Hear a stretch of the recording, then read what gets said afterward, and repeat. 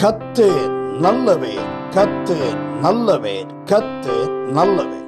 1 சாமுவேலின் புஸ்தகம் 6வது அதிகாரம் 12வது வசனத்தை நாம் வாசித்து பார்த்தோம் என்றால், அந்த வசனத்தின் நடுப்பகுதியிலே வாசிக்கிறோம், நேர்வழியாக கூப்பிட்டு கொண்டே நடந்தது என்று நாம் வாசிக்கிறோம். இந்த வசனத்திலே நாம் வாசித்து பார்க்கும் பொழுது, இந்த ஆண்டின் இறுதி பகுதிக்குள்ளாக வந்திருக்கிற நாம், நம்மளையும் கர்த்தர் இந்த ஆண்டு முழுவதும் நேர்வழியாய் கூப்பிட்டு கொண்டு வந்த தேவனாய் காணப்படுகிறார். நம்மளையும் அவர் தேவன் கூப்பிட்டு கொண்டு நேர்வழியாய் நடத்துகிற தேவனாய் நம்மளை காணப்படுகிறார்.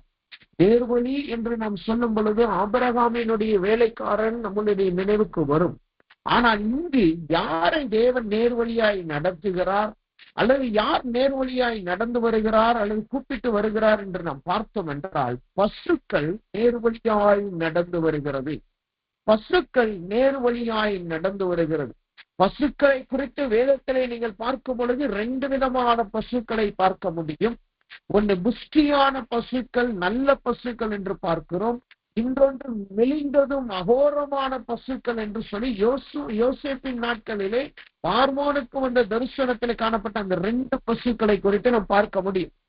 ஒரு பசுக்கள் எப்படி காணப்படுகிறது, சில பசுக்கள் எப்படி காணப்படுகிறது, அவை நல்ல புஷ்டியாக, அழகாக, நல்ல பலனுள்ளதாக, நல்ல வளர்க்கப்பட்டதாய் அது காணப்படுகிறது. அதற்கென்று செவையான வழிகள், அதற்கென்று சரியான தீவனங்கள் கொடுக்கப்பட்ட நல்ல பசுக்களாய் காணப்படுகிறது. ஆனால் இன்னும் சில பசுக்களை அவன் சொப்பனத்திலே பார்க்கிறான். அந்த பசுக்கள் எப்படி இருக்கிறது, மெலிந்ததும் மிகவும் அகோரமாய் இருக்கிற பசுக்களாய் அது காணப்படுகிறதா இருந்தது. அப்ப இந்த 2 பசுக்களும் நம்முடைய ஜீவியத்தை காட்டுகிறது. கடந்த நாட்களிலே நாமும் இப்படிப்பட்ட பசுக்களை போலதான் நாம் காணப்பட்டோம். சில நேரங்களிலே நாம் புஷ்டியாய் வாழுகிறவர்களாய் இருந்தோம். சில நேரங்களிலே நல்ல நன்மையை அனுபவிக்கிறவர்களாய் இருந்தோம். சில நேரங்களில் எல்லார் பார்வைக்கும் நல்ல அழகுள்ளவர்களாய் காணப்பட்டோம். ஆனாலும் சில நேரங்களிலே, சில காலங்களிலே, கடந்த சில மாசங்களாக அல்லது இந்த 2025 நாம் அகோரமாகவும் மெலிந்த சூழ்நிலையிலே காணப்படுகிறவர்களாய் இருந்தோம். ஆனாலும் நேரத்திலையும் சரி, மெலிந்து போன நேரத்திலும் சரி, கர்த்தர் நம்மளை எப்படி நடத்தி வந்தாராம், நேர்வழியாய் கூப்பிட்டு கொண்டு நடத்தி வந்திருக்கிறார். நேர்வழியாய் கூப்பிட்டு கொண்டு நடத்தி வந்திருக்கிறார். அப்ப இந்த 2025 கடைசி பகுதிக்குள்ள வந்திருக்கிற நம்ம இந்த 2 காலங்களை குறித்து சிந்திக்க வேண்டியது அவசியமாய் இருக்கிறது. இந்த 2 விதமான சூழ்நிலையை குறித்து நாம் யோசித்து கர்த்தருக்கு நன்றி செலுத்த அவசியமாய் காணப்படுகிறது. இந்த வசனம் சொல்லுகிறது, பசுக்கள் நேர்வழியாய் நடந்து வந்தன. அப்ப பசுக்கள் நேர்வழியாய் நடந்து வந்ததுன்னு என்றனா, அது தன்னுடைய ஞானத்தினால் நேர்வழியாய் நடந்து வந்ததா, அல்லது அது தனக்கு கொடுக்கப்பட்ட ஆலோசனைப்படி நேர்வழியாய் நடந்து வந்ததா, அல்லது அது யோசித்து நடந்து வந்ததா என்று நாம் பார்த்தோம் என்றால், அது நேர்வழியாய் நடந்து வர காரணம் என்னவென்றால், அதற்கு முந்தின வசனத்தை நீங்க வாசித்து பார்த்தீங்கன்னா, இந்த வசனம் தெளிவாய் சொல்லுகிறது, கர்த்தருடைய பெட்டியையும் அவர் சிறுவனில் வைத்திருக்கிற சிறிய பெட்டியையும் அந்த வண்டியின் மேல் வைத்தார்கள். வசனத்திலே நாம் வாசிக்கிறோம், கர்த்தருடைய பெட்டியையும் பொன்னினால் செய்த சுண்டலிகளும் தங்கள் மூல வியாதியின் சாயலான ரூபங்களும் வைத்திருக்கிற சிறிய பெட்டியையும் அந்த வண்டிகளின் மேல் வைத்தார்கள்.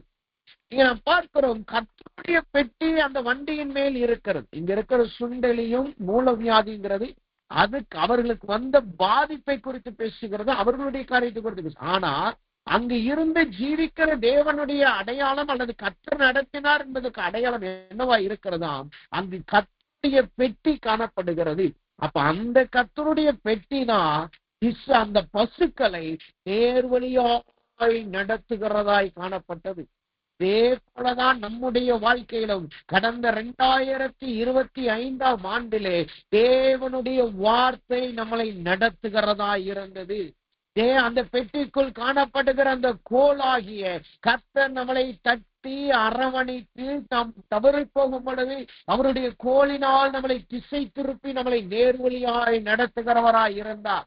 நாம் ஏற்கனவே சொன்னபடி மெலிந்து போன பசுவை போல நாம் மாறும் பொழுது அந்த கர்த்தருடைய பெட்டிக்குள் இருந்த மன்னாவாகிய தேவனுடைய ஆகாரத்தை நம்மளுக்கு கொடுத்து நம் வழியிலே மடிந்து போகாதபடி, நம் வழியிலே சோர்ந்து போகாதபடி, நம் வழியிலே வழி தவறி போகாதபடி கர்த்தர் தம்முடைய மன்னாவை கொடுத்து நடத்துகிறவராய் காணப்பட்டார்.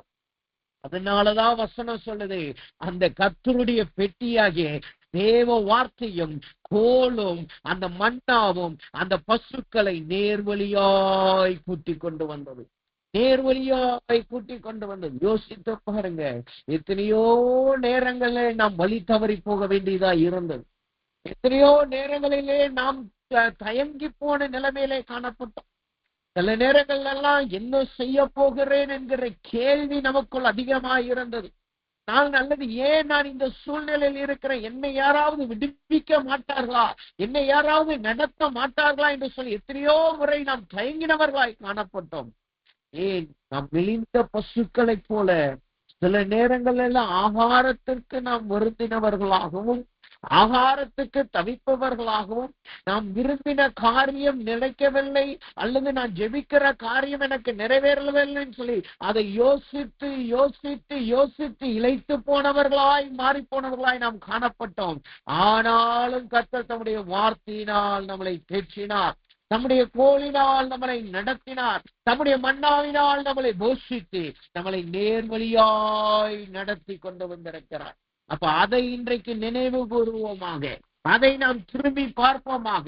அப்படி திரும்பி பார்த்து கர்த்தருக்கு நன்றி சொல்ல, ஆண்டவரே என்னை நீ நேர்வழியாய் நடத்தி வந்ததுக்காய் ஸ்தோத்திரம், என்னை நேர்வழியாய் கூப்பிட்டு வந்ததுக்காய் ஸ்தோத்திரம். வேதத்துல நீங்க படிச்சு பார்த்தீங்கன்னா ஆபிரகாமினுடைய வேலைக்காரன் சொல்லுகிறான், ஆண்டவரே என்னை நேர்வழியாய் நடத்தினீர் சொல்லுகிறான், அவ்வளவுதான். ஆனா 1 சாமுவேல் புஸ்தகம் 6:12 சொல்லுது, நேர்வழியாய் கூப்பிட்டு நடத்தி வந்தார், கூப்பிட்டு கொண்டு நடத்தி வந்தார். அப்ப நேர்வழியாய் கூப்பிட்டு வந்தார்னா என்ன அர்த்தம்? சில நேரங்கள்ல நம்முடைய கண்கள் மங்கி போன சூழ்நிலையில நேரான வழிகளை நாம் பார்க்க முடியாத இருளில் இருந்த நிலைமையில அந்தாரமும் நம்முடைய வாழ்க்கையில சூழப்பட்ட நேரங்களிலே கர்த்தர் நம்மளை கைப்பிடித்து அழைத்து கொண்டு வந்திருக்கிறார். லோத்துவை வேண்டிய குடும்பத்தை பாருங்கள். அவன் லோத்து தாமதிக்கிறவனா இருந்தான். அவன் சொன்னான், என்னுடைய மருமகன்மார்கள் வரட்டும், என் பிள்ளைகளுக்கு நியமித்த மகன்கள் வரட்டும், அவர்களோடு நான் போகிறேன் என்று சொல்லி அவன் அதையே நோக்கிக்கிட்டு இருந்தான். அவனுக்கு தெரியும் கர்த்தர் இந்த இடத்தை அழிக்க போகிறார். அவனுக்கு நன்றாய் தெரியும் இவர்கள் தேவ தூதர்கள். அவனுக்கு நன்றாய் தெரியும் மற்றவர்களுடைய ஜனங்களுடைய கண்கள் குருட்டாட்டம் பிடித்தது என்று. எல்லா காரியத்தையும் கர்த்தருடைய அடையாளத்தை பார்த்த பின்பும் அவனால் அந்த நேர்வழியை காண முடியாதவனாய் இருந்தான். அவனுடைய கண்கள் அவன் உலகத்தின் காரியத்திலும் அவன் மகளின் மீதும் அவன் மகளினுடைய கல்யாணம் பண்ண போற மருமகன் மீதும் காணப்பட்டது. அப்படியே அவன் இங்கு இருந்திருந்தால் அந்த அக்கினியிலும் கந்தகத்திலும் அவன் மரித்து போயிருந்திருப்பான். அவன் குடும்பம் மரித்து போயிருந்திருக்கும், அவன் பிள்ளைகள் மரித்து போயிருந்திருக்கும். ஆனால் கர்த்தர் என்ன செய்தார்? அவன் கரத்தை பிடித்து வாசல் அண்டையிலே கூட்டு வந்தார். அவனை கரத்தை பிடித்து அந்த அக்கினி வெல்ல வேண்டிய இடத்திலிருந்து அவனை அழைத்து கொண்டு வந்தார். அதே போலதான் 2025 ஆண்டிலே கர்த்தர் நம்முடைய கரத்தை பிரித்து கூப்பிட்டு கொண்டு வந்திருக்கிறார். சில வேளையிலே நம்மளால் கர்த்தருடைய வார்த்தையை நம்மளால் உணர முடியாமல் நாம் இருந்தோம். அநேக உலக கவலைகள் நம்மளை நெருக்கின பொழுது, போராட்டங்கள் நெருக்கின பொழுது நாம் தேவனுடைய வார்த்தையை ஏற்றுக்கொள்ள முடியாதவர்களாய் காணப்பட்டோம். ஆனால் கர்த்தரோ நம்மை எப்படி நடத்தினார்? நம்முடைய கரத்தை பிடித்து லோத்துவை அழைத்து கொண்டு வந்தது போல உங்களையும் என்னையும் தேவன் கரத்தை பிடித்து அழைத்து கொண்டு வந்தவராய் காணப்படுகிறார். நாம் அழிந்து போக வேண்டிய இடத்திலிருந்து நம்மளை தப்பிக்க வைத்த தேவனாய் காணப்படுகிறார். அக்கினியை அனுபவிக்க வேண்டிய கந்தகத்தினால் சுட்டரிக்கப்பட வேண்டிய நம்மளை கர்த்தர் விடுவித்தவராய் காணப்படுகிறார். அதனாலதான் வசனம் சொல்லுகிறது, அவர் நம்மளை நேர்வழியாய் நடத்தி கொண்டு வந்தார். அவர் நம்மளை நேர்வழியாய் நடத்தி கொண்டு வந்திருக்கிறார். அப்படிப்பட்ட தேவனை நாம் இந்த ஆண்டின் இறுதியிலே நாம் நினைவு கூறுவோமாக. இந்த ஆண்டின் இறுதியிலே நாம் அவரை அந்த நாமத்தை உயர்த்துவோமாக. இப்படி எலியேசர் அவன் நேர்வழியாய் நடத்தப்பட்டதை உணர்ந்த உடனே தலை குப்புற அப்படியே தன் முகம் தரையிலே படும் அளவு துணிந்து அவன் தேவனை ஸ்தோத்தரித்தான் அல்லவா. அதே போல் நாமும் ஸ்தோத்தரிக்கிறவர்களாய் காணப்படுவோமாக. அப்ப இங்க வசனம் சொல்லுகிறது நேர்வழியாய் கூப்பிட்டு வந்தார் என்று வசனம் சொல்லுகிறது. அவன் நேர்வழியாய் கூப்பிட்டு கொண்டு வந்தார்னா அது எதை காட்டுகிறது? அது என்ன, எப்படி எல்லாம் எதெல்லாம் நேர்வழியாய் இருந்திருக்கிறது, அல்லது நேர்வழியாய் வரும் பொழுது என்னென்ன காரியங்கள்லாம் நம்மளுக்கு உதவியாய் இருந்தது என்பதை குறித்து அந்த வசனத்திலே நாம் வாசிக்கும் பொழுதே கர்த்தர் விளக்கமாய் அதை சொல்லியிருக்கிறதை நம்மளால் பார்க்க முடியும். அதை நாம் தியானித்து நாம் ஜெபிப்போமாக. இங்க வசனம் சொல்லுகிறது 1 சாமுவேல் புத்தகம் 6:12 சொல்லுகிறது, அந்த பசுக்கள் பெத்சிமேசுக்கு போகிற வழியில் செவ்வையாய் போய் வலது இடது பக்கம் விலகாமல் பெரும் பாதையான நேர்வழியாய் கூப்பிட்டு கொண்டே நடந்தது. இங்க 3 காரியத்தை நாம் பார்க்கிறோம். அந்த 3 காரியங்கள் அந்த நேர் வழியிலே காணப்படுகிறது. முதலாவது என்ன காணப்படுகிறதாம்? 1, செவ்வையாய் வழியிலே செவ்வையாய் போய் என்ற வசனம் சொல்லும். வழியிலே செவ்வையாய் போய், அப்ப முதலாவது நம்மளை கர்த்தர் நேர்வழியாய் நடத்தி வந்திருக்கிறார் என்றால் என்ன அர்த்தம்? அவர் நம்மளை செவ்வையாய் போக பண்ணியிருக்கிறார். செவ்வையாய் இந்த ஆண்டு முழுவதும் நம்மளை நடத்தி வந்தவராய், கடந்து போக பண்ணினவராய் அவர் காணப்படுகிறார். அப்ப செவ்வையாய் என்றால் என்ன அர்த்தம்? அது எதை காட்டுகிறது? வேதம் சொல்லுகிறது. என்னாகமத்தின் புஸ்தகம் 20வது அதிகாரம் 19வது வசனத்தை நாம் வாசித்து பார்த்தோம் என்றால் என்னாகமம் 20:19 சொல்லுகிறது, அப்பொழுது இஸ்ரவேல் புத்திரர் அவனை நோக்கி நடப்பான பாதையின் வழியாய் போகும், நடப்பான பாதை வழியாய் போகும். அப்ப இங்க வசனம் சொல்லுகிறது செவ்வையான வழி என்பது என்ன? நடப்பான பாதை. நடப்பான பாதை. நடப்பான பாதை என்பது எந்த வழியிலே நாம் நடக்க வேண்டுமோ, எந்த வழியிலே நாம் நடந்தால் நமக்கு, நம்முடைய ஜீவியத்துக்கு, நம்முடைய தரிசனத்துக்கு, நம்முடைய வாழ்க்கைக்கு, நம்முடைய பிள்ளைகளின் வாழ்க்கைக்கு, நம்ம எதிர்காலத்திற்கு எது நேர்த்தியா இருக்குமோ அந்த வழியிலே கர்த்தர் நம்மளை போக பண்ணியிருக்கிறார். நடப்பான வழியிலே நாம் நடக்கிறவர்களாய் இருக்க கர்த்தர் கிருபை செய்திருக்கிறார். நமக்கு முன்பாக எத்தனையோ சந்தேகங்கள் வந்தது, எத்தனையோ கேள்விகள் வந்தது, எத்தனையோ காரியத்தை குறித்து நாம் கர்த்தரையே கேள்வி கேட்கிறவர்களாய் மாறினோம். ஆனாலும் கர்த்தர் நடப்பான வழியிலே நம்மளை நடத்தி இருக்கிறார். நடப்பான வழியிலே, செவ்வையான பாதையிலே நாம் கடந்து வர கர்த்தர் கிருபை செய்திருக்கிறார். சில நேரங்கள் எல்லாம் நம்ம கடந்து போன பாதை நமக்கே ஒரு சந்தேகத்தை கொண்டு வந்துச்சு. நம்ம போறது கரெக்டான பாதையா? நாம போறது கர்த்தருக்கு பிரியமான பாதையா? இல்ல நம்ம போறது ஏதோ குழியில போய் நம்மளை கொண்டு போய் விட்டுருமோ, எந்த முடிவு ஏதோ அகோரமாய் மாறி போகுமோ என்று நாம் யோசித்த நாட்கள் உண்டு. ஏன் நம்முடைய கண்களுக்கு அந்த பாதைகள் அப்படிதான் தென்பட்டது. ஆனாலும் அந்த பாதை நமக்கு எப்படியாய் காணப்பட்டது? நடப்பான பாதையாய் மாறினது. அங்க கென்யா தேசத்திலே நான் ஊழியத்திற்காய் கடந்து போயிருந்த பொழுது, அந்த கென்யா தேசத்துல போய் ஊழியத்திற்காய் போயிருந்தோம். ஒரு 2 நாள் அங்க இருக்கிற வாலிபர்களோடு ஊழியம் பண்ணினோம். அன்றைக்கு ஞாயிற்றுக்கிழமை வந்தது. ஞாயிற்றுக்கிழமை வந்துட்டா நம்ம சர்ச்சுக்கு போற வழக்கம் உண்டு. அன்னைக்கு சர்ச் ஒன்று ஆர்கனைஸ் பண்ணியிருந்தோம். அந்த சர்ச்சில் போய் ஊழியம் செய்து அங்கு கர்த்தருடைய வார்த்தையை சொல்லி உற்சாகப்படுத்திட்டு வர்றதா எங்களுடைய நோக்கமா இருந்தது. அதற்கு பேசி ஏற்கனவே ஆர்கனைஸ் பண்ணிட்டோம். சரின்னு சொல்லி கிளம்பி போயாச்சு. காலையில நைட்டு பார்த்தீங்கன்னா நல்ல பெரிய மழை நல்ல புட்டு தீர்ச்சிருச்சு.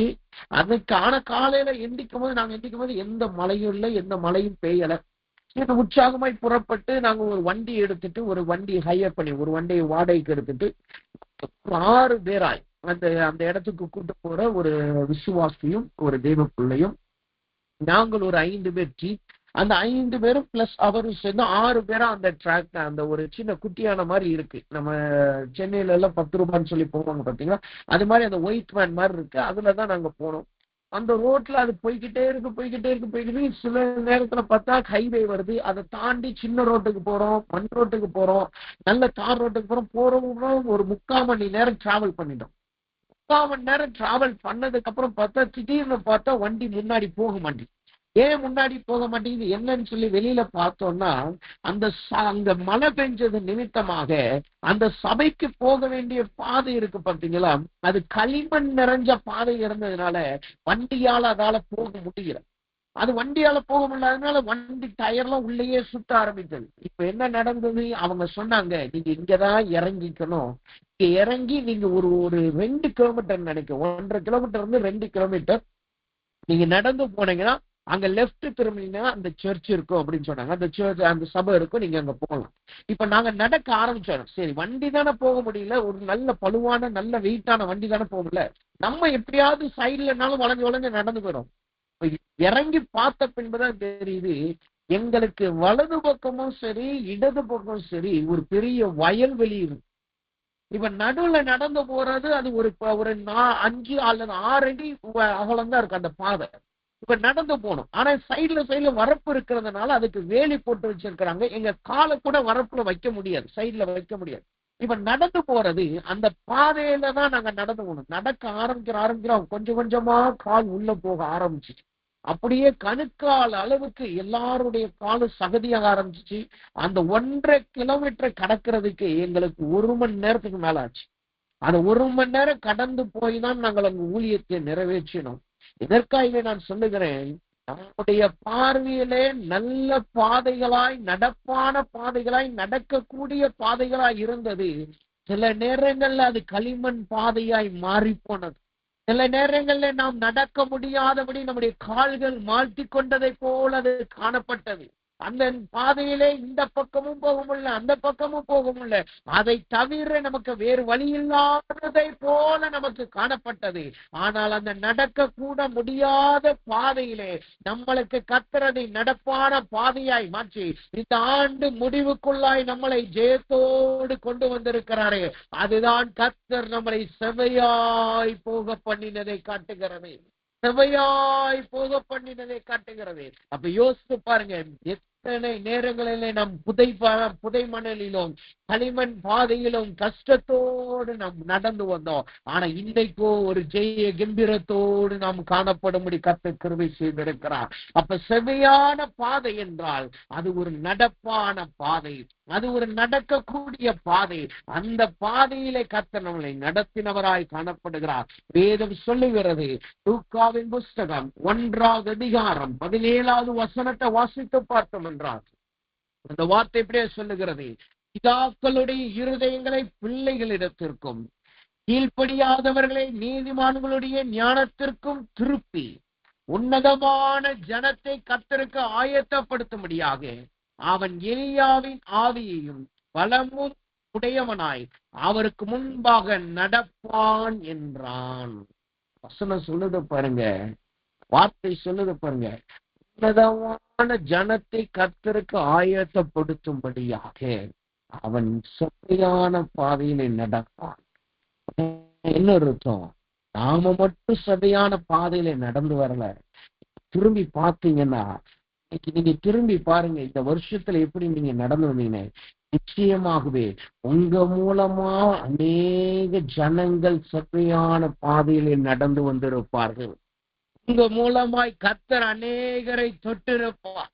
உங்க மூலமாய் வழி தப்பி போனவர்களை, தவறான வழியிலே மாற்றிக்கொண்டவர்களையும் கர்த்தர் உங்களுக்கு கொடுத்த பலத்தின் நிமித்தமாய், உங்களுக்கு கொடுத்த கர்த்தருடைய ஆவியின் நிமித்தமாய் அவர்களையும் நாம் செவ்வையான வழியிலே நடத்துகிறவர்களாய் காணப்பட்டிருக்கிறோம். அப்ப நேர்வழியாய் நம்மளை கூப்பிட்டு வந்திருக்கிறார் என்றால் என்ன அர்த்தம்? நம்மளை முதலாவது நடப்பான செவ்வையான பாதையிலே நடத்தி நம் மூலமாய் அநேகரை செவ்வையான பாதையிலே கர்த்தர் நடக்க பண்ணியிருக்கிறார். இந்த பசுவோடு பெலிஸ்தியர்களும் புறப்பட்டு போனார்கள். அதே போல நம்முடைய நடப்பான பாதையிலே நாம் நடக்கும் பொழுதே நம் பின்னாய் வந்த எல்லா பெலிஸ்தியர்களையும் கர்த்தர் நல்ல வழியிலே நடக்க கிருபை செய்தார். அநேகரை நடப்பான பாதையிலே நடக்கும்படி கர்த்தர் மாற்றினார். அப்ப முதலாவது நேர்வழியாய் கூப்பிட்டு வந்தார் என்றால் செவ்வையான நடப்பான பாதையிலே நம்மளை போக பண்ணி இருக்கிறார். இரண்டாவதாக நேர்வழியாய் கூப்பிட்டு வந்தார் என்றால் அந்த வசனம் என்ன சொல்லுகிறது?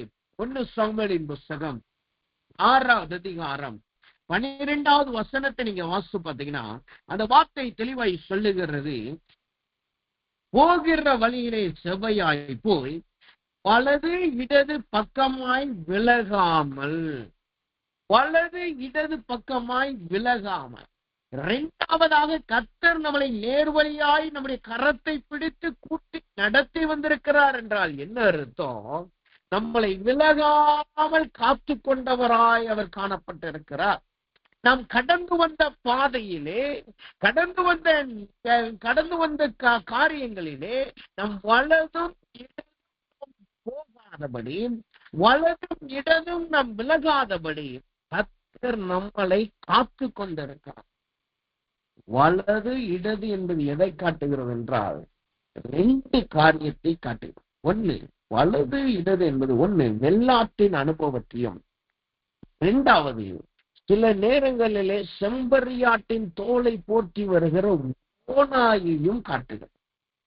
வலது இடது என்று நாம் பார்க்கும் பொழுது ஒரு பக்கம் செம்பரியாடும், ஒரு பக்கம் வெள்ளாடும், இன்னொரு பக்கம் செம்பரியாடின் தோலை போற்றி வருகிற ஓனை.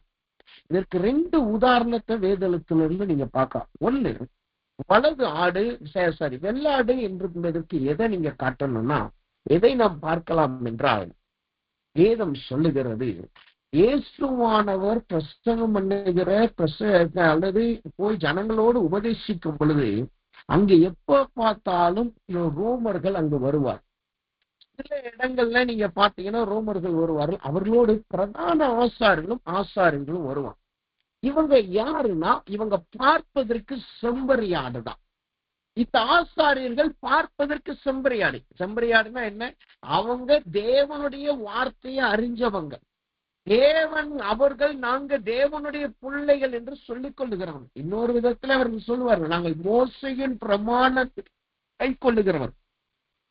அவர்கள் எப்போ பார்த்தாலும் இயேசு எங்கெல்லாம் இருக்கிறாரோ அந்த இடத்துக்கு இவங்க ஆட்டோமேட்டிக்கா வந்துருவாங்க. இல்ல இயேசு இருக்கிற இடத்துக்கு அவங்க இல்லைனாலும் அவர் இன்னொரு இடத்துக்கு வருவாருன்னு சொல்லி அவர் பஸ்காவுக்கு வருவார் என்று காத்து கொண்டிருந்தவங்களும் இந்த செம்பரியாடு தான். அது உண்மையாவே செம்பரியாடுன்னு பாத்தீங்கன்னா அது கிடையாது. எப்படிப்பட்டதா இருக்குது? அதற்குள் அனுபவத்தை பெற்றதா அது காணப்படுது. அது வெளியில பார்க்கதான் அந்த ஜனங்கள் செம்பரியாடு, ஆனா உள்ள எப்படி இருக்கிறாங்க? ஓனாய். அதத்தான் இயேசு அழகா சொல்றாரு, இவர்கள் மாயக்காரர்கள். இவர்கள் எப்படிப்பட்டவர்களா இருக்கிறாங்க? வெள்ளையடிக்கப்பட்ட கல்லறையாயிருக்கிறார்கள். வெள்ளையடிக்கப்பட்ட அப்ப வேதம் சொல்லுகிறது, அவர்கள் பார்ப்பதற்கு அழகா இருக்கிறாங்க, பார்ப்பதற்கு நல்ல பரிசுத்தமா இருக்கிறத போல இருக்கிறாங்க. ஆனா அவர்களுடைய ஜீவியம் எப்படிப்பட்டதா இருக்கிறதாம், அவர்களுடைய வாழ்க்கை எப்படிப்பட்டதாய் காணப்படுகிறதாம். அவர்கள் வெள்ளையடிக்கப்பட்ட கல்லறையாய், உள்ளே நாற்றம் எடுக்கிறவர்களாய், உள்ளே தந்திரக்காரர்களாய், கோநாய்களாய் அவர்கள் காணப்படுகிறவர்களாய் இருக்கிறார்கள். அப்ப இப்படிப்பட்டவர்கள் தான் நம்முடைய வாழ்க்கையில சில நேரங்கள் காணப்படுகிறவர்களாய் இருந்தார்கள்.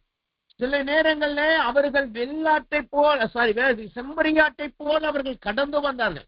நானும் தேவனுடைய புள்ளதான், நானும் நிறைய நேரம் ஜெபிக்கிறேன், நானும் நல்ல வேதத்தை வாசிக்கிறேன், கர்த்தர் உனக்கு இப்படி சொல்லுகிறார் என்று சொல்லி அவர்கள் தங்களுடைய சுய லாபத்திற்காக அவர்கள் புறப்பட்டு வந்தார்கள்.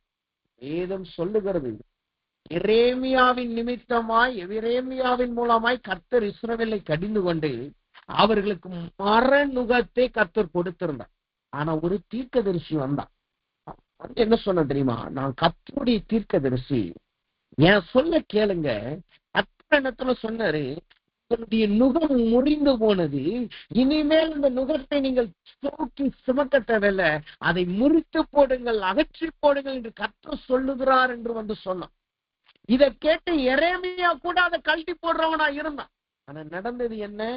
கர்த்தர் இதை பார்த்து எரேமியாவை எச்சரித்து சொல்றாரு, உனக்கு மரநுகத்தை நான் கொடுக்க மாட்டேன், நீ கலட்டி முறித்து போடாத அளவு உன்னுடைய நுகம் இரும்பு நுகமாய் மாறும் என்று கர்த்தர் மாற்றினார். போலதான் நம்முடைய வாழ்க்கையில கர்த்தருடைய வார்த்தையை சொல்லி சில ஜனங்கள் வந்தார். அவங்க வெளியில பார்க்க செம்பறியாடா இருந்தாங்க. அவங்கள நாம தெரியாம நம்ம அவங்களை ஏத்துக்கிட்டோம். கர்த்தருடைய வார்த்தை, கர்த்தருடைய நாமம், கர்த்தருடைய பேரை சொல்லி வர்றாங்களேன்னு சொல்லி நம்ம ஏத்துக்கிட்டோம். ஆனா அவர்கள் வாழ்க்கை கொஞ்சம் கொஞ்சமா என்னமா மாறிச்சு. அவர்கள் கொஞ்ச நாட்கள், கொஞ்ச நேரம், கொஞ்ச காலங்கள் போக போக போக தங்களுக்குள்ளாய் இருக்கிற ஓநாயை அவர்கள் வெளிப்படுத்தினார்கள்.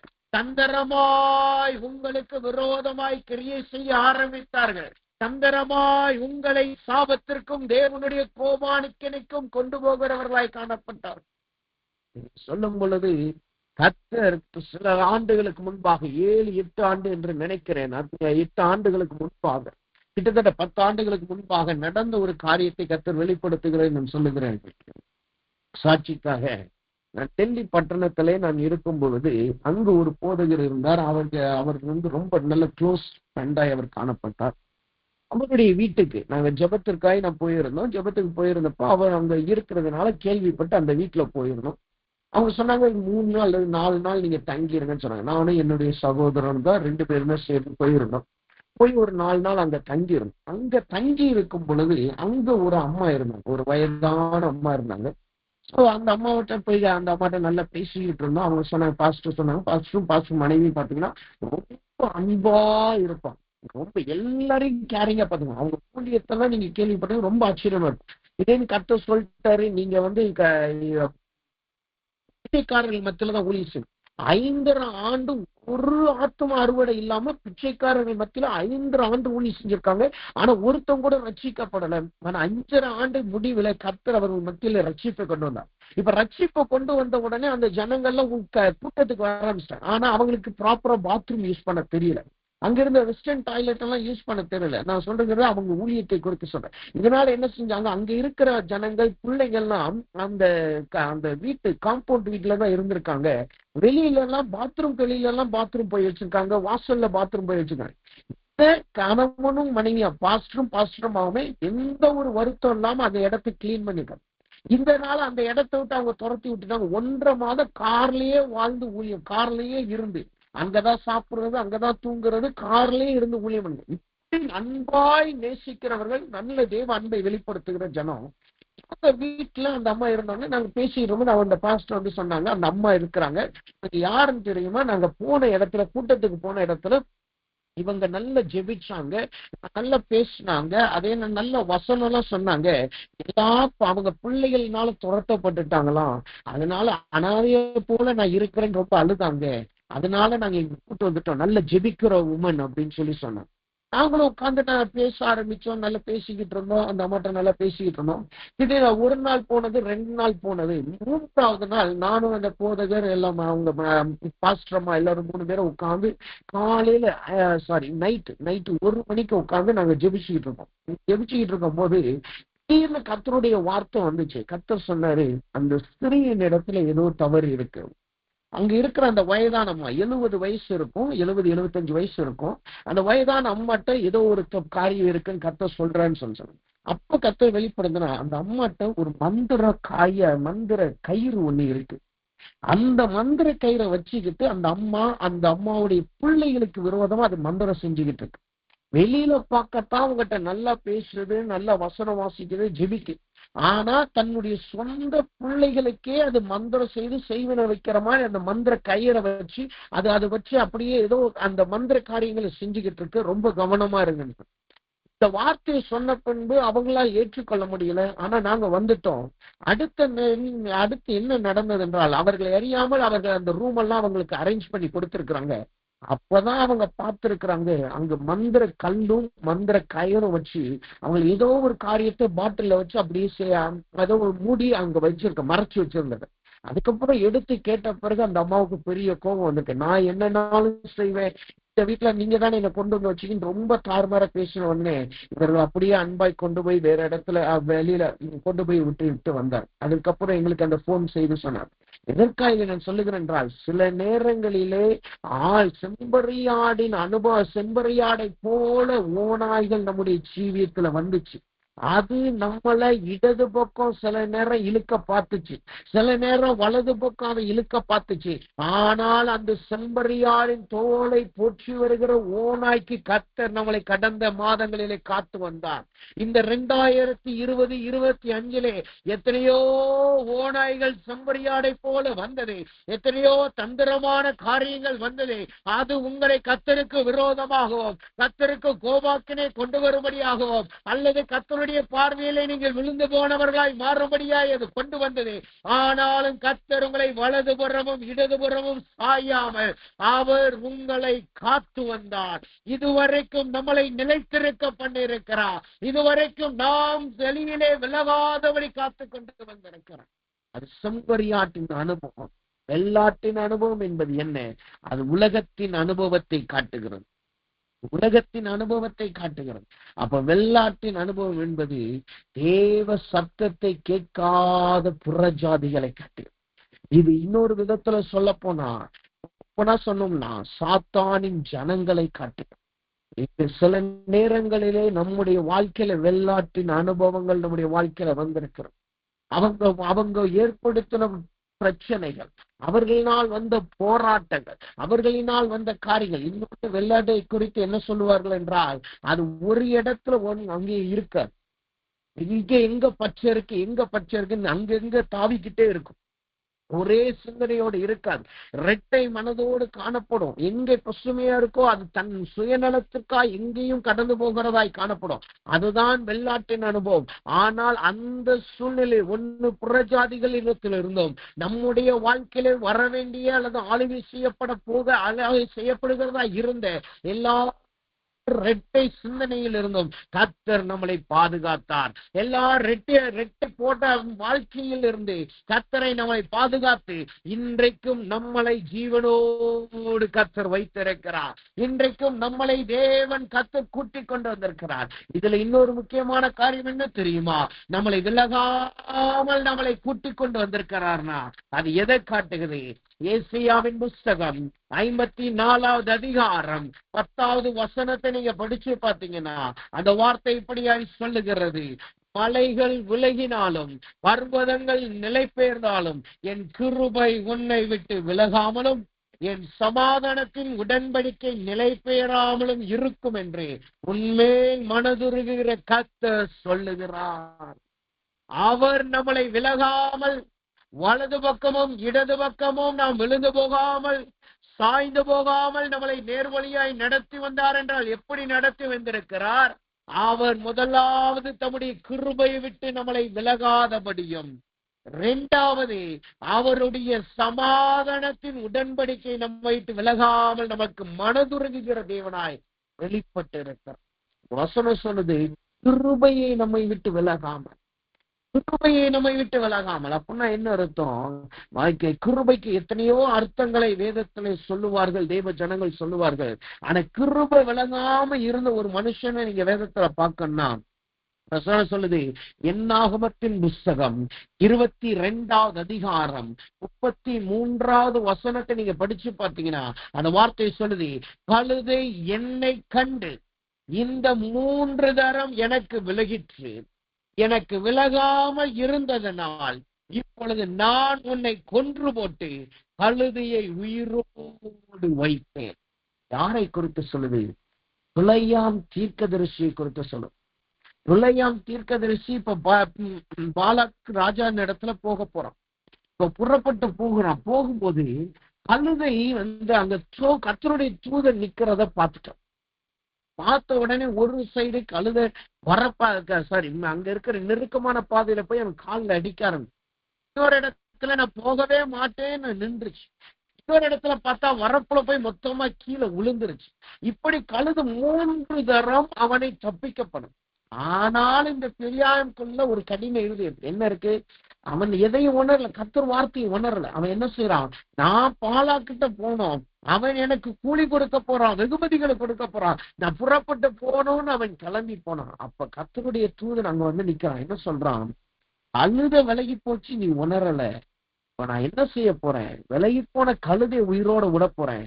உன்னை நான் வெட்டி போட போறேன், உன்னை நான் கொன்று போட போறேன். கர்த்தருடைய தூதன் வந்து நிற்கிறார். கர்த்தருடைய தூதன் வந்து சொன்ன உடனே அந்த வசனம் சொல்லி கர்த்தருடைய தூதன், நான் அடிக்கடி சொல்லியிருக்கிறேன், கர்த்தருடைய தூதன் என்பது அது கிறிஸ்துவின் சாயலை தான் அங்க காட்டுகிறது. பழைய ஏற்பாட்டிலே கிறிஸ்துவை தான் கர்த்தருடைய தூதன் என்று சொல்லப்படுகிறது. அதற்கு நிறைய அர்த்த ஆதாரங்கள் வேதத்திலே சொல்லப்படும். அப்ப இப்ப தேவன் கிறிஸ்துவானவர் அங்க நிற்கிறார்.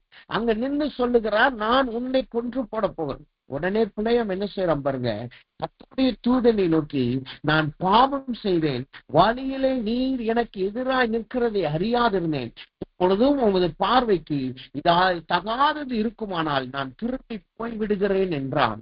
உடனே கர்த்தருடைய தூதன் பிள்ளையாமை நோக்கி, அந்த மனுஷரோட கூட போ, நான் உன்னுடனே சொல்லும் வார்த்தையை மாத்திரம் நீ சொல்ல கடவாயாக என்றார். அப்படியே பிள்ளையாம் பாலாக் பிரபுக்களோடு கூட போனான். என்ன நடக்குது? கொன்று போடப்பட வேண்டிய பிள்ளையாமை, சாக வேண்டிய பிள்ளையாமை கர்த்தர் சமூகத்துல அவன் கொடுத்த உடனே அந்த கிருபை அவனை சூழ்ந்து கொண்டது. தேவனுடைய கிருபை அவனை சூழ்ந்து கொண்டது. இதே போலதான் கடந்த நாட்களிலே நம்முடைய வாழ்க்கையிலே எத்தனையோ பாவங்கள் வந்தது, எத்தனையோ கர்த்தருக்கு பிரியமில்லாத காரியங்கள் வந்தது. பிள்ளையாமை போல நாம பாலாக்கின் வெகுமதிகளை தொடர்ந்து நாம் ஓடினவர்களாய் இருந்திருக்கிறோம்.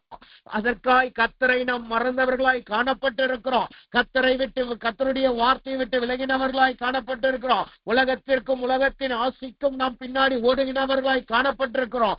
ஆனாலும் கர்த்தர் நம்மளை கொன்று போடாமல், அவருடைய பட்டயத்தினால் நம்மளை வெற்றி போடாமல் நமக்கோ கர்த்தர் கிருபையாய் இருந்தார்.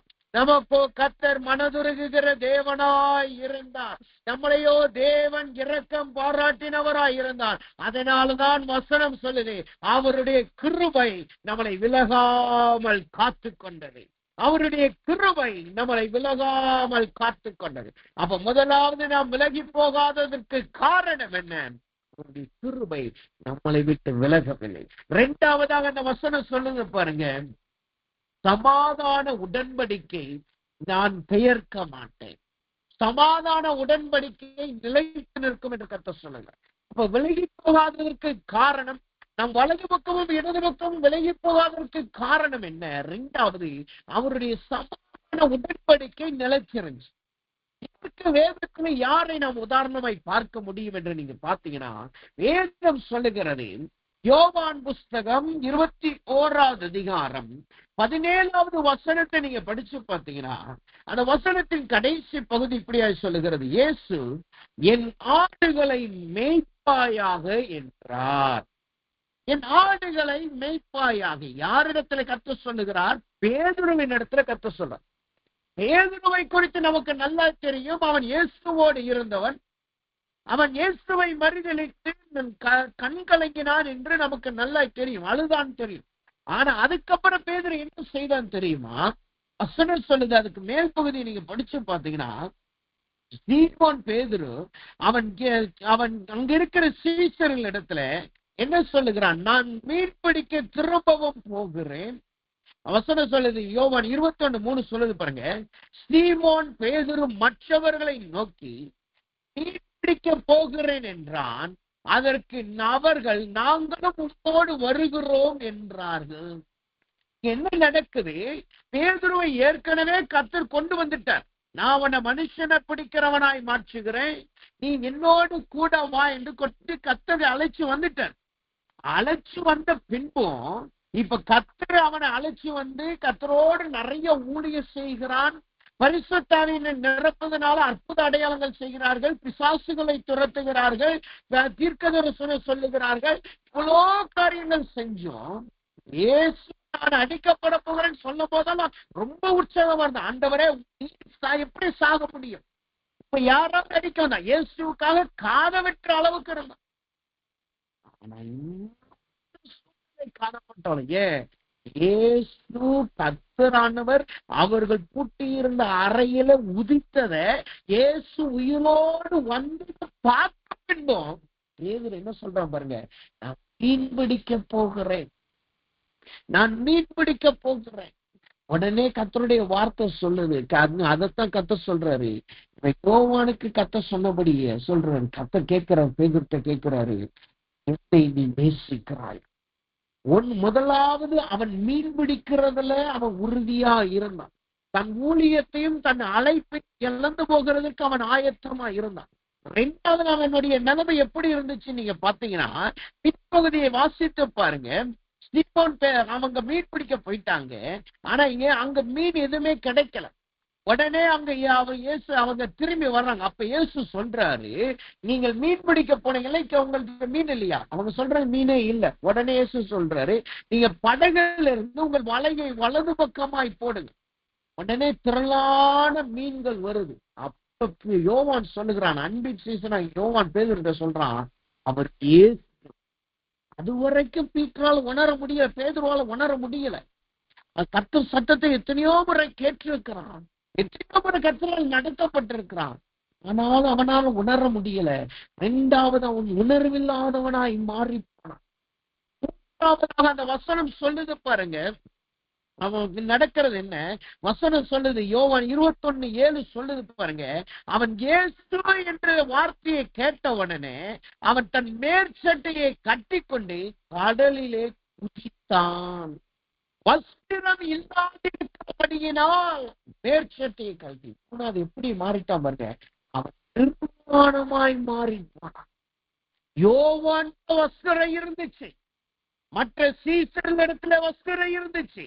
ஆனால் தேவனுடைய சீசராய் காணப்பட்ட பேதுருவின் இடத்திலோ வஸ்திரம் களைத்து போடப்பட்ட நிர்வாணம் உள்ளவனாய் மாறி போனான். நிர்வாணத்தை நீங்க எங்க பார்க்க முடியும் தெரியுமா? பேயோல் பிசாசினால் பிடிக்கப்பட்ட மனுஷன் நிர்வாணமாய் காணப்பட்டான். கல்லறையில் இருந்து எழுந்த துப்பட்டியை மாத்திரம் சுத்தி கொண்டு வருந்த இயேசு பிடிக்கப்படுகிற நேரத்துல ஒரு மனுஷன் எழுந்து வந்தான். அவன் துப்பட்டியை அவனை பிடிச்ச உடனே அவன் துப்பட்டியை கீழே போட்டு நிர்வாணமாய் ஓடி போனான், கர்த்தரை விட்டு ஓடி போனான். அப்ப இந்த பேதுரு மூன்றாவது எப்படி காணப்படுகிறான்?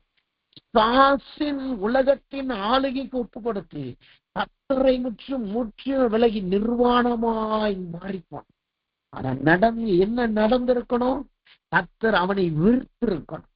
நான் இவ்வளவு நாள் ஊழியம் கூட ஊழியம் பண்ணனே, என் மூலமா நீ அற்புத அடையாளங்கள் பார்த்திருக்கிறையே, ஏன்பா நான் உயிரோடு வந்ததை நீ பார்த்திருக்கையே, என் கையில காலில் இருக்கிற ஓட்டையை கூட நீ பார்த்திருக்கிறேப்பா, குட்டியிருந்த அறையில வந்திருக்கிறேன். ஆனாலும் நீ மீன் பிடிக்க போயிட்ட, ஆனாலும் நீ நிர்வாணமாய் மாறி போயிட்ட, ஆனாலும் என் சத்தத்தை நீ உணரலையே அப்படின்னு சொல்லி கர்த்தர் கோபப்பட்டு இருக்கலாம். எபாலயத்திற்கு சாட்டி அடித்து விரட்டி இருந்திருக்கலாம். ஆனால் கர்த்தர் என்ன செய்தார் பார்த்தீங்களா? அவங்களை கூப்பிடுறாரு, சாப்பிடுவதற்கு ஏதாவது உட்கார்ந்து சாப்பிடும்போது இயேசு அவங்களோட உட்கார்ந்து சாப்பிடுங்க சொல்றாரு, என்னை நீ நேசிக்கிறாயா, என்னை நீ நேசிக்கிறாய். அவர் 3 தரம் கேட்டவுடனே பேதுருக்கு உணர்வு வந்துருச்சு. உணர்வு வந்த உடனே 3 தரம் கேட்டதுக்கு காரணம், அவன் 3 விதங்களிலே விழுந்து போயிருந்தான். 1 மீன் பிடிக்க போயிட்டான், 2வது உணர்வில்லாமல் மாறி போயிட்டான், 3வது நிர்வாணமாய் மாறி போனான். அதனாலதான் இயேசு அவன் இடத்துல 3 தடவை கேட்கிறார், என்னை நீ நேசிக்கிறாயா. 3வது தடவை உணர்வு வந்த உடனே அவன் கர்த்தர்கிட்ட ஆமாண்டவரே என்று நேசிக்கிறேன்னு சொன்ன உடனே இயேசு சொல்றாரு, ஆடுகளை நீ மேய்ப்பாய். போலதான் இந்த ஆண்டுல எத்தனையோ முறை நாம் தேவ சமூகத்திலே நிர்வாணமாய் மாறி போனோம். தேவ சமூகத்திலே கர்த்தருடைய வார்த்தையை உணராதவர்களாய் மாறி போனோம். கர்த்தர் கொடுத்த அழைப்பை அலக்களித்து, கர்த்தருடைய கொடுத்த அழைப்பை தட்டி கழித்து, கர்த்தர் கொடுத்த சமாதானத்தை இழந்து, கர்த்தர் கொடுத்த கிருபையெல்லாம் இழந்து போனவர்களாய் காணப்பட்டோம். நாம் சாக வேண்டியவர்களும் நாம் வெறுத்தொறுக்கப்பட்டவர்களாய் காணப்பட வேண்டிய ஜனமாகிய நம்மளையும் கர்த்தர் இந்த ஆண்டிலே சமாதானத்தின் உடன்படிக்கையை நிலைத்திருக்க பண்ணியிருந்திருக்கிறார். அந்த சமாதானத்தின் உடன்படிக்கை நிமித்தமாக இன்றைக்கும் நாம் தேவனுடைய பிள்ளையாய் காணப்படும்படியாய் கர்த்தர் கிருபை செய்திருக்கிறார். அதை நாம் நினைத்து கர்த்தரை ஸ்தோத்திரிப்போமாக. நாம் நிர்வாணமாய் மாறி போன நிலைமையிலே கர்த்தர் தம்முடைய ஆடை என்கிற வஸ்திரத்தினால் நம்மளை மூடி இருந்திருக்கிறார். உணர்வில்லாத நேரத்தில் என்னை நீ நேசிக்கிறாய் என்று கேட்டு நம்மளை உணர்வுபடுத்தி இருக்கிறார். நாம் பின்வாங்கி போன இடத்திலே நம்மளை கரத்தை பிடித்து நம்மளை நேர்வழியாய் கூட்டிக் கொண்டு வந்திருக்கிறார். அதற்காய் கர்த்தரை நாம் ஸ்தோத்திரிப்போமாக. அதற்காய் இந்த கடைசி நாட்கள் நாட்களிலே கர்த்தருக்கு நன்றி செலுத்த ஆரம்பிப்பீர்களாக. கடைசியாக சுருக்கமாய் சொல்லி முடிக்கிறேன். நேர்வழியாய் நடத்தின தேவன் என்றால் என்ன? அங்கு வசனம் சொல்லுகிறது, 1 சாமுவேல் 6:12 சொல்லுகிறது, அவர் பெரும் பாதையான நேர்வழியாக, பெரும் பாதையான நேர்வழியாக. இங்க நேர்வழியாக என்பது அது 3வது எதை காட்டு தெரியுமா? பெரும் பாதை. நிறைய பேருக்கு, நிறைய தேவ பிள்ளைகளுக்கு விசாலமான பாதை, பெரும் பாதைனா அது நரகத்துக்கு போகிறது என்று நினைக்கிறோம். நரகத்துக்கு போகிற பாதை தான் விசாலம். வேதம் சொல்லுது, உண்மைதான். ஆனால் அது மட்டும் கிடையாது. பெரும்பாதைக்கு இன்னொரு அர்த்தமும் இருக்கு, விசாலமான பாதைக்கு இன்னொரு அர்த்தமும் இருக்கு. அது என்னன்னா, விசாலமான பாதை அல்லது பெருப்பாதை என்றால் என்ன அர்த்தம்னா, வசனம் சொல்லுது, ஏசாயாவின் புத்தகம் 35வது அதிகாரம் 8வது வசனத்தை நீங்க வாசித்து பார்த்தீங்கன்னா, அந்த வார்த்தை சொல்லுகிறது, அங்கே பெரும்பாதையான வழியும் இருக்கும், அது பரிசுத்த வழி எனப்படும், நடந்து வருவது இல்லை, அந்த வழியில் நடக்கிறவர்கள் பேதையாய் இருந்தாலும் திசை கெட்டு போவதில்லை. வார்த்தை சொல்லுது பாருங்க, அங்கு ஒரு விசாலமான பாதை இருக்கும். விசாலமான பாதையை கர்த்தர் தம்முடைய ஜனங்களுக்கும் வச்சிருக்கிறார். இடுக்கமான பாதை என்பது உண்டு, அது உபத்திரவ பாதை உண்டு. உபத்திரவம் மாத்திரமே கிறிஸ்தவ வாழ்க்கையில் கிடையாது. உபத்திரவம் மாத்திரமே தேவன் தம்முடைய ஜனங்களுக்கு கொடுக்கிறது கிடையாது. அவர் ஒரு பெரும் பாதையை வச்சிருக்கிறார். உதாரணமா ஈஸியா நம்ம புரிஞ்சுக்கணும். அப்போஸ்தலர் வாழ்க்கையை பாருங்க. நீங்க வேதத்துல அல்லது உலகத்துல யாரையாவது நீங்க முன்மாதிரியா வச்சு நீங்க நடக்கணும்னா 2 கூட்டத்தாரை 2 தேவ நீங்க வைக்கலாம். ஒண்ணு இயேசுவை வைக்கலாம். ஏன்னா இயேசுவை நீங்க முன்மாதிரியா வச்சு நடக்கும்போது அவரை போல நீங்க மாறுங்க. சரி, அவர் லெவலுக்கு உங்களால மாற முடியல, அவர் லெவலுக்காக நம்ம சாக்ரிஃபைஸ் பண்ண முடியலன்னா அப்போஸ்தலர்களை நீங்க பாருங்க. அப்போஸ்தலர்களே ஆதி அப்போஸ்தலர் நாட்களை குறிச்சு பாருங்க. அவங்க எவ்வளவு கர்த்தருக்காய் பாடுபட்டாங்க, எவ்வளவு கர்த்தருக்காய் தாகமாய் ஊழியம் செஞ்சாங்க, எவ்வளவு கர்த்தருக்காய் காரியங்களை செய்தாங்கன்னு சொல்லி நீங்க அப்போஸ்தலர் புத்தகத்துல நீங்க படிச்சு பார்த்தாலும் உங்களுக்கு நிறைய தெரியும். புதிய ஏற்பாட்டுல மற்ற புத்தகத்தை படிச்சு பார்த்தீங்கன்னா எப்படி நடக்க வேண்டும் என்று கர்த்தர் சொல்லி கொடுத்திருக்கார். அப்ப 2 பேரை இங்க உதாரணமா வைக்க முடியும், நம்ம முன்மாதிரியா வைக்க முடியும். இங்க வசனம் சொல்லுது பெரும் வழிகளை நடத்து. நீங்க அப்போஸ்தலரை உதாரணமா எடுத்து பார்த்தீங்கன்னா, அவர்கள் இடுக்கமான வாசல் வழியே பரலோகத்தை நோக்கி சொல்லுதெல்லாம் இருந்தாங்க. அவங்க கர்த்தருக்காய் அடிபட்டாங்க, கர்த்தருக்காய் சிறைச்சாலை போனாங்க, கைகள்ல விலகுகள் வந்தது, சாட்டையினால அடிக்கப்பட்டாங்க, ஆகாரம் இல்லாமல் இருந்தார்கள், தண்ணீர் இல்லாமல் இருந்தாங்க, உபத்திரவத்தில் இருந்தாங்க, நாடு கடத்தப்பட்டாங்க, சிறைச்சாலையில இருந்தாங்க, குடும்பத்தை இழந்தவர்களாய் காணப்பட்டாங்க. இத்தனை இடுக்கமான பாதை இருந்தாலும் அவர்களுக்கு பெரும் பாதை இருந்துச்சு. அவர்களை கர்த்தர் போஷிச்சார். ஒவ்வொரு இடத்துல நல்ல ஆகாரம் கொடுத்தார். எந்த இடத்துல எல்லாம் அவங்களுக்கு ஆசீர்வாதம் வேணுமோ அந்த இடத்துல ஆசீர்வாதம் கொடுத்தார். அவங்க மூலமா பெரிய அறுவடை. வேதத்துல படிச்சு பாருங்க, எபேசு புஸ்தகம். எபேசு புஸ்தகம் என்பது என்ன? அது ஒரு பட்டணம். பொறித்து என்பது என்ன? அது ஒரு பட்டணம். அப்போ ஒரு பட்டணமே கர்த்தர் அவர்கள் கரத்துல கொடுத்திருக்கிறார். எபேசு பட்டணத்தையே கர்த்தர் கரத்துல கொடுத்திருக்கார். அப்போ பட்டணங்களாய் ரட்சிக்கப்பட்டார்கள். பட்டணங்கள் அப்ப அது பெருவழி இல்லையா? அப்ப பெருவழி என்கிற ஒரு வழியையும் கர்த்தர் நமக்கு இந்த ஆண்டிலே வைத்திருக்கிறார். அந்த பெருவழி எப்படி இருந்துச்சா? அதத்தான் அந்த ஏசாயா 35:8 சொல்லுங்க பாருங்க. அங்கே பெரும்பாதை வழியும் இருக்கும், அது முதலாவது பரிசுத்த வழி என்னப்படும். இந்த ஆண்டிலே 2020-25 நம்மளை கர்த்தர் பெரும் பாதையிலே நடத்தி கொண்டு வந்திருக்கிறார். அது என்ன? நல்ல பரிசுத்த ஜீவியத்தை கர்த்தர் நமக்கு கொடுத்திருக்கிறார்.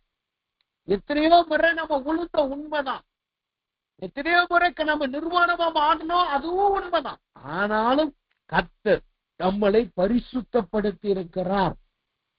நம்ம தேவன்கிட்ட போகும் போதெல்லாம் கர்த்தர் நம்மளை இறுக்கி அணைத்துக் கொண்டவராய் காணப்படுகிறார். அந்த இளைய குமாரன் ஆஸ்தியும் அந்தஸ்தையும் பிரிச்சு கொண்டு போனவன் தான். அவன் பன்னிவனத்தை சாப்பிடுற அளவுக்கு அறுவடைப்பாய் மாறி போனவன் தான். அவன் தன் தகப்பனையே வெறுத்து ஓடினவன் தான்.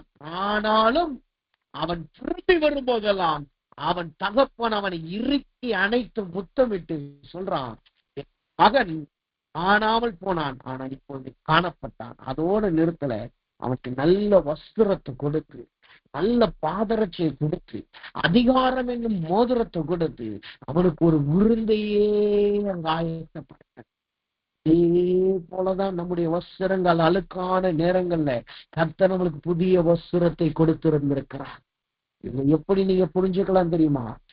இன்னைக்கு நீங்க கர்த்தர் சமூகத்துல இருக்கிறீங்க, கர்த்தருடைய சத்தத்தை உங்களால கேட்க முடியுது, கர்த்தர் சமூகத்துல உங்களால ஜெபிக்க முடியுதுனாலே நீங்கள் இன்னும் ஏதோ இடத்திலே கர்த்தருக்காய் பரிசுத்தமாய் கர்த்தர் உங்களை மாற்றி இருக்கிறார். நீங்கள் பரிசுத்தமான வழியிலே நடந்து வருகிறவர்களாய் காணப்பட்டு இருக்கிறீர்கள். நாம நினைக்கிற மாதிரி எப்பயுமே நம்ம பாவியா இருந்ததில்லை. கர்த்தர் அநேக நேரங்கள்ல உங்களை பரிசுத்த வழியிலே நம்மளை நடத்தி இருக்கிறார். அதை யோசித்து பாருங்க. எத்தனையோ முறை நம்ம பாவத்தை வெறுத்து இருக்கிறோம், எத்தனையோ முறை நாம் வழி விலகி போனதை நம்ம உணர்ந்து கர்த்தர் சமூகத்துல ஒப்பு கொடுத்திருக்கோம். ஒவ்வொரு முறை கர்த்தர் கர்த்தர் சமூகத்துல வரும் பொழுது கர்த்தர், என் மகனே என் மகளே நீ வழி இதுவே என்று சொல்லி பரிசுத்த வழியிலே நம்மளை நடத்தி இருக்கிறார். அதுதான் முதலாவது பெரும் பாதை. இந்த பெரும் பாதையாகிய பரிசுத்த பாதையில யார் வர முடியும் தெரியுமா? அந்த வசனம் சொல்லுகிறது, தீட்டுள்ளவன் அதிலே நடந்து வருவது இல்லை, அசுத்தமானவன் அதிலே கடந்து வர முடியும்.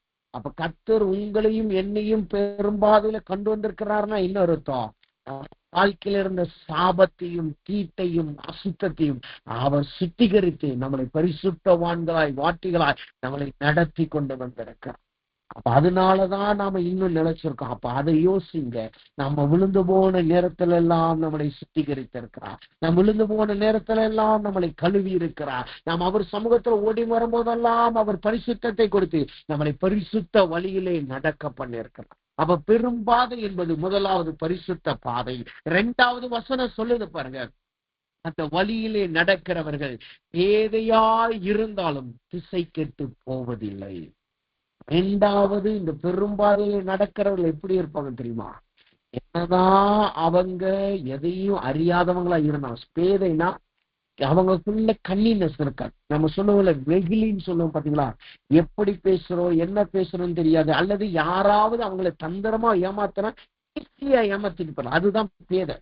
அப்ப அந்த பேதையின் அனுபவத்துல நம்ம காணப்பட்டோம். எத்தனையோ வழிகளிலே நாம் ஏமாற்றப்பட வேண்டியதா இருந்தாலும், எத்தனையோ காரியங்களிலே நாம் தோற்று போக வேண்டியதா இருந்தால், நாம மற்ற ஜனங்களின் வஞ்சனையினாலும் வன்கண்ணினாலும் தந்திரத்தினாலும் நாம் விட்டு போக வேண்டியதா இருந்தாலும், கர்த்தர் நாம் பேதையா இருக்கும் போதெல்லாம் கர்த்தர் தம்முடைய ஞானத்தினால் நம்மளை நடத்தியிருக்கிறார்.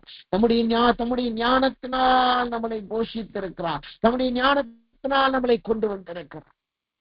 இதை சொல்லும் பொழுது ஒரு காரியம் எனக்கு நினைவு போடுகிறது. ஒரு போதகர் சொன்னாரு, ஈக்குவடார்ல இருக்கும்போது ஒரு சர்ச் போதகர், அவர் மிஷினரி தான், அங்க சர்ச் போதகரா இருக்கிறார், மெக்சிகன்ல இருந்து வந்திருக்கிறார். அவர் சொன்னாரு, அவர் முந்தி ரட்சிக்கப்படுறதுக்கு முன்னாடி பெரிய கேங்ல, அதாவது ட்ரக் மாஃபியா கேங்ல அவர் காணப்பட்டிருக்கார். டேட்டூ எல்லாம் போட்டு இருந்திருப்பார். அவர் ஒரு காரியத்தை சொன்னார். அவர் என்ன சொன்னார்னா, அவர் எங்கிட்ட சொல்லும் போது சொன்ன காரியம், போன 2 வாரத்துக்கு முன்னாடி எங்கிட்ட ஒரு மனுஷன் வந்தாரு. அவர் நல்ல பொலிட்டீஷியன் மாதிரி இருந்தாரு. நல்ல லக்ஸரியான கார்ல வந்தாப்புல சொன்னாப்புல, உங்க சபையை நீங்க கெட்டல எனக்கு தெரியுது, நான் கேள்விப்பட்டேன். ஆனா இடம் இருக்குன்னு தெரியுது, நீங்க கெட்டதுக்காக சிமெண்ட் சேர்த்து வச்சுக்கிட்டு இருக்கீங்கன்னு நான் கேள்விப்பட்டேன். உங்களுக்கு நிறைய நான் பணம் கொடுக்குறேன், நீங்க நல்ல சபை கட்டுங்க, பிஎஸ் சிஸ்டம் வாங்குங்க, எலக்ட்ரிக்கல் வாங்குங்க, எல்லாமே நான் உங்களுக்கு பண்றேன், நல்ல சபை நீங்க கட்டுங்க. அங்கெல்லாம் சாதாரண சின்ன சபை கட்டணும்னாலே ஒரு குறைஞ்சது 80 லட்சம் ஆகும். சின்ன சபை, நான் சொல்றேன் சின்ன சபை, நிறைய பெரிய வீடெல்லாம் கட்டாம சின்ன சபை ஒரு ஹாலை கட்டினாலே 80 லட்சம் ரூபாய் கிட்ட வந்துடும். அவ்வளவு பணத்தையும் நான் உங்களுக்கு கொடுக்குறேன், நானே எல்லாத்தையும் நான் உங்களுக்கு பண்ணி தரேன் அப்படின்னு சொல்றேன். ஆனாலும் இவர் என்ன சொன்னார்னா, நான் ஜெபிச்சுட்டு சொல்றேன். உடனே அவர் இருக்கிறாரு, அந்த மனுஷன் உட்கார்ந்துகிட்டு இருக்காரு, அந்த பணக்கார மனுஷன் உட்கார்ந்துகிட்டு இருக்காரு. ஆனாலும் இவர் போய் அவரோட ரூம்ல உட்கார்ந்து ஜெபிச்சு, ஆண்டவரே இப்படி ஒரு உதவி வந்திருக்கு, உங்க சபையை கட்டும்படி உதவி வந்திருக்கு, எல்லாத்தையும் அவர் சந்திக்கிறேன்னு சொல்லிட்டாரு. எல்லாமே கடன் இல்லாம, நான் கடன் வாங்க மாட்டேன்னு நமக்கு தெரியும், நான் கடன் இல்லாம எல்லாமே நம்ம முடிக்கலாம், இந்த வழியை எனக்கு திறந்ததுக்கா ஸ்தோத்திரம், இது உங்களுடைய சித்தமான்னு சொல்லுங்கன்னு சொல்லி காத்துருங்க. கொஞ்ச நேரம் காத்திருக்கும் போது கர்த்தர் ஒரு வார்த்தை சொல்லுங்க, அதை நீ வாங்கக்கூடாது. எது 80 லட்சத்துக்கு மேல எவ்வளவு ஆனாலும் நான் செலவழிக்கிறேன்னு சொன்ன பணத்தை வாங்கக்கூடாதுன்னு உடனே இவர் இங்க வந்தாரு, சொன்னார் கர்த்தர் வாங்கக்கூடாதுன்னு சொல்லிட்டாரு பிரதர், நீங்க போங்க அப்படின்னு. அந்த மனுஷன் ரொம்ப கோவப்பட்டு இருக்கிறாப்ல. ஆனாலும் சொல்லிட்டேன், நான் உங்ககிட்ட வந்து கேட்கல, நீங்களாதான் வந்து சொன்னீங்க, இப்ப கர்த்தர் சொல்றாரு வாங்கக்கூடாதுன்னு சொல்லிட்டேன், நீங்க போங்க. அவர் சொல்லிக்க, நான் யாருன்னு தெரியும், யாரா இருந்தாலும் சரி நீங்க போலாம். உடனே அவர் போகலான்னு சொன்ன உடனே அவரும் கிளம்பி போயிட்டார். இந்த காரியத்தை வந்து சொன்னார். அதுக்கப்புறம் தான் அவர் விசாரிச்சு பார்த்திருக்காரு. யாருன்னு பார்த்தா அந்த பணக்காரர் யார் என்றால் அவர் ஈக்குவடார்ல ட்ரக்ஸ் மாஃபியா, அதாவது பெரிய டான்ஸ் எல்லாம் வர்றதுக்கு அவர் தான் உதவியா இருக்கிற மனுஷன். அவர் நேரடியா வெளியரங்கமா எங்கேயும் கிரியை செய்ய மாட்டார். ஆனா அவர்கிட்ட நிறைய ரவுடிஸ் டான்ஸ் எல்லாம் இருக்கிறாங்க. அவங்க போதைப் பொருட்களை விற்கிறவங்க, அதுல அந்த பணத்து மூலமா தான். அப்பதான் இவர் தெரிஞ்சுக்க கர்த்தர் எப்படியெல்லாம் நடத்திருக்கார். நான் பேதையாய் நான் நினைச்சு அந்த பணத்தை வச்சு ஆலயத்தை கட்டிடலானே, ஆனா அந்த பேதையான நேரத்துல கர்த்தர் என்னை ஞானமாய் நடத்தினார். ஆனா நடந்த உண்மை என்னன்னா, நாங்க ஈக்குவடார் தேசத்துல இருந்து வெளியில வர்றதுக்கு முன்னாடி அவர் நல்ல ஒரு நேர்த்தியான சபையை கட்டினார். அந்த சபையில போய் இந்த டீம் வைத்து ஊழியம் செய்ய கர்த்தர் கிருபை செய்தார். அந்த சபைக்காக சிமெண்ட் மூட்டையெல்லாம் நான் சுமக்கும்படி கர்த்தர் எனக்கு ஒரு கிருபை பாராட்டிருக்கிறார். ஒரு இரவு நைட்டு 1 மணிக்கெல்லாம் நிறைய சிமெண்ட் மூட்டை நாங்க சுமந்துட்டு போய் அந்த சபையில வச்சோம். எதற்காக சொல்லுகிறோம்? பேதையா இருக்கப்பட்ட நம்முடைய நேரத்துல நம்மளை தந்திரமாய் வந்த மனுஷர்களுக்கெல்லாம் கர்த்தர் நம்மளை பாதுகாத்திருக்கிறார். அதுதான் நம்மளுடைய பெரும் வழி. நாம் இடுக்கமான வாசலிலே மாட்டிக்கொள்ளாதபடி பேதையான நேரத்துல கர்த்தர் நம்மளை வேறு வழியாய் பெருவழியாய் நடத்தி கொண்டு வந்திருக்கார். இதுதாங்க நேர்வழியாய் கூட்டி வந்த அனுபவம். இப்ப கர்த்தர் சமூகத்துல நம்மளை யோசித்து பாருங்க, உங்களை நீங்களே தியானித்து பாருங்க. ஆண்டவர் நம்மை எப்படியெல்லாம் நடத்தி வந்திருக்கிறார். நேர்வழியாய் நம்மளை கையை பிடிச்சு கூட்டிக் கொண்டு வந்திருக்கிறார். ஒன்னு செவ்வையான வழியிலே நம்மளை நடத்தி கொண்டு வந்திருக்கிறார். 2வது வலதுபுறமும் இடதுபுறம் விழாதபடி செம்பரியாட்டையும் வெள்ளாட்டுக்கும் நம்ம தப்பித்துக் கொள்ளும்படி கர்த்தர் நம்மளை நடத்தி கொண்டு வந்திருக்கிறார். அவருடைய கிருபையினாலும் சமாதான உடன்படிக்கையினாலும் நம்மளை நடத்தி கொண்டு வந்திருக்கிறார். பெரும் வழி என்கிற விசாலமான ஆசீர்வாதத்தின் பாதையிலே நம்மளை பரிசுத்த பாதையிலே நம்மளை நடத்தி பேதையான ஞானமற்ற சூழ்நிலையிலே புத்தீனமாய் நாம் செயல்படாதபடி, அப்படி செயல்பட்டு இருந்தாலும் நம்முடைய கரத்தை பிடித்து பெருவழியிலே இன்றைக்கு வரைக்கும் கர்த்தர் நம்மளை நடத்தி வந்திருக்கிறாரே, அதற்காய் கர்த்தரை நாம் சோதரிப்போமாக. இப்ப நம்முடைய கண்களை மூடுவோமாக. எல்லாரும் கர்த்தரை சோதரிக்க ஆரம்பிங்க. ஆண்டவர்கிட்ட சொல்லுங்க, ஆண்டவரே என்னை நீ நேர்வழியாய் கூட்டு வந்திரே, அதற்காய் சோதரா. என் கரத்தை பிடித்து கூட்டு வந்திரே, அதற்காய் சோதரா. அந்த பசுவை நடத்தினது போல என்னை நடத்தினரே, அதற்காய் சோதரா. என்னை செவ்வையான வழியிலே கொண்டு வந்திரே, அதற்காய் சோதரா. நான் விலகாது போகாதபடி கர்த்தரை நடத்தினரே, அதற்காய் சோதரா. ஆண்டவரே உம்முடைய கிருபையோடு கொடுத்ததற்காய் நன்றி செலுத்துகிறேன். நான் நடப்பான பாதையிலே என்னை கொண்டு வந்ததற்காய் சோதரா. என் பெருவழியிலே என்னை நடத்தினதற்காய் சோதரம் சொல்லி எல்லாரும் கர்த்தரை ஒருவரை நாம் கர்த்தரை சோதரிப்போம்.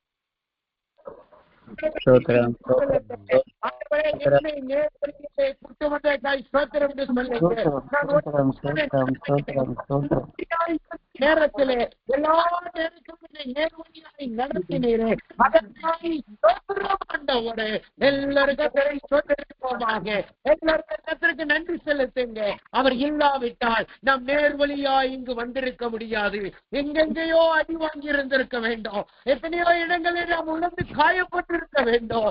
ஆனால் கர்த்தரோ நம்மளை நேர்வழியாய் நடத்தினார். கர்த்தரோ நம்மளை நடத்தினார். அதற்காய் நன்றி செலுத்துங்க. நம்மளை நடத்தி வந்திருக்கிறார். போது கொடுத்திருக்கிறார். எல்லாத்துக்கும் செம்மையாட்டு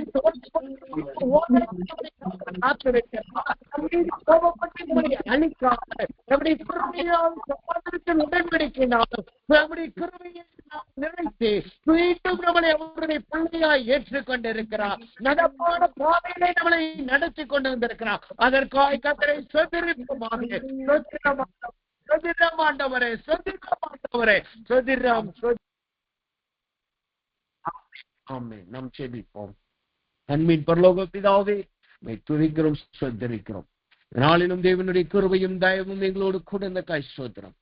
நேர்வழியாய் கூப்பிட்டு வந்த தேவன் இன்றைக்கும் கர்த்தர் அதை நினைவு கூற பாராட்டின கிருபைக்காய் நன்றி செலுத்துகிறோம் கர்த்தாவே. ஆண்டவரே, அந்த பசு எப்படி நேர்வழியாய் நீர் கூப்பிட்டு வந்தீரோ, உடைய வார்த்தையும் உடைய கோலும் உடைய மன்னாவும் அதை நடத்தினதோ அதே போல இந்த 2025 ஆண்டிலே கர்த்தர் எங்களை நடத்தினதற்காய் ஸ்தோத்திரம். கர்த்தர் எங்களை நேர்வழியாய் நடத்தினதற்காய் ஸ்தோத்திரம். நாங்கள் மெலிந்து போன நேரத்திலே எங்களுக்கு மன்னாவை கொடுத்தீர். வழி விலகி போன நேரத்திலே எங்களை கோலினால் தட்டி ஆண்டவரை வழி நடத்தினேன். ஆண்டவரே உடைய வார்த்தையை எங்கள் இருதயத்தில் வைத்து நடத்தினேன். அதற்காய் ஸ்தோத்திரம் ஆண்டவரே. லோத்துவின் கரத்தை பிடித்து அழைத்து வந்தது போல இந்த ஆண்டு முழுவதும் எங்களை கரத்தை பிடித்து நடத்தி இந்த கடைசி நாளிலே கொண்டு வந்திருக்கிறீரே, அதற்காய் ஸ்தோத்திரம் கர்த்தாவே. ஆண்டவரே, செவ்வையான பாதையிலே நடப்பான பாதையிலே எங்களை நடத்தி கொண்டு வந்தீர். அதிலேயும் வந்த போராட்டத்தில் எங்களை விடுதலையாக்கினீர். அதற்காய் ஸ்தோத்திரம் ஆண்டவரே. ஆண்டவரே, வலதுபுறமும் இடதுபுறம் விழாதபடி வெள்ளாட்டுக்கும் ஆண்டவரே செம்பரியாட்டின் தோலை போத்தி வருகிற ஓநாய்க்கும் எங்களை காத்து உடைய கிருபையினாலும் சமாதானத்தின் உடன்படிக்கையினாலும் இம்மட்டும் நடத்தினீரே, அதற்காய் ஸ்தோத்திரம் ஆண்டவரே. பெருவழி என்கிற பரிசுத்த வழியிலும் பேதையை ஒருவனும் விழுந்து போகாதபடி காக்கிற அந்த பெருவழியிலே எங்களை நீ நடத்தி வந்து இம்மட்டும் எங்களை உடைய சமூகத்தில் வைத்திருக்கிறீரே, அதற்காய் ஸ்தோத்திரம் கர்த்தாவே. உடைய கிருபையும் தயவுகளோடு கொடுக்கிறக்காய் நன்றி செலுத்துகிறோம். இந்த பெரும் வழி, இந்த சுவையான வழி, இந்த விழுந்து போகாத வழி ஆண்டவரே, இந்த நேர் வழி இந்த ஆண்டு மாத்திரமல்ல வருகிற புதிய ஆண்டு நம்முடைய பிள்ளைகளை நடத்துவதாக, இந்த கடைசி 2 நாளிலும் நடத்துவதாக நீர் அப்படி செய்ய போகிறக்காய் நன்றி செலுத்துகிறோம். எல்லா துதி கன மகிமை நமக்கு செலுத்துகிறோம். இயேசுவின் நாமத்தில் ஜெபிக்கிறோம் நல்ல பிதாவே. ஆமென், ஆமென், ஆமென்.